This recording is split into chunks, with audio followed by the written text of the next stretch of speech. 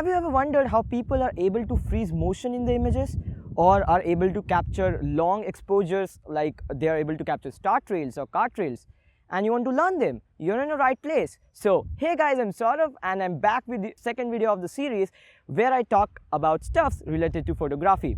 The first video was about Aperture, where I explained you what Aperture is and how it should be changed according to the changing situation.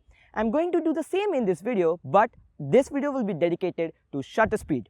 So let us understand what shutter speed is. To understand that, first let us understand what is actually shutter. So imagine your camera sensor as your human eye. So the shutter is actually the eyelid. So when the eyelid is closed, the shutter is closed.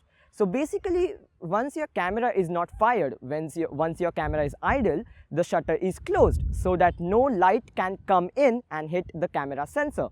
When you press the shutter button, what exactly happens is your shutter is open so that the light is allowed to come and hit the camera sensor.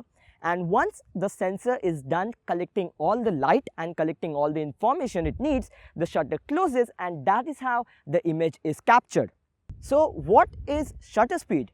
Shutter speed is actually the amount of time that your shutter is open. Basically the amount of time for which the light can come in and hit the camera sensor.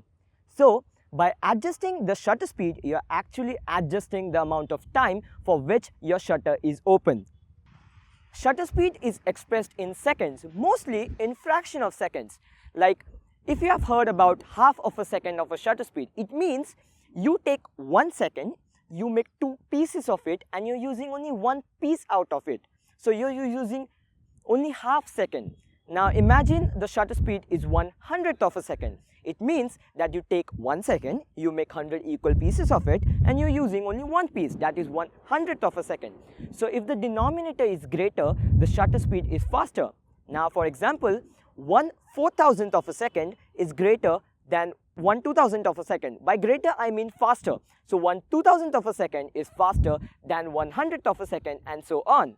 So this is one side of shutter speed. The second side is where the shutter speed is 10 seconds, where the camera is exposed for 10 seconds to the scene. So don't be confused between 1/10th of a second and 10 seconds. 1/10th of a second is actually 1/10th part of a second, and 10 seconds is complete 10 seconds where the camera is exposed for complete 10 seconds. So the exposure can be, the shutter speed can be 10 seconds or 20 seconds or 30 seconds or more, where the shutter is open for the longer duration of time. So now I will show you how by changing shutter speed we can freeze the motion like this, or we can capture long star trails or car trails, in a nutshell long exposure photography like this.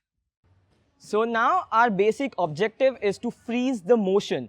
So that's why what we're going to do is we're going to use a faster shutter speed.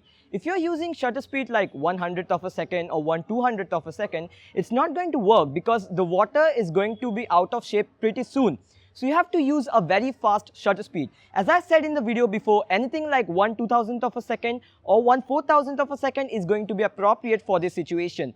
Now, when you do this kind of photography, it might not be perfect at the first time. You have to practice couple of times, 10 times, maybe even 20 times, and then you will get a perfect shot. So now without further ado, let's start getting that shot.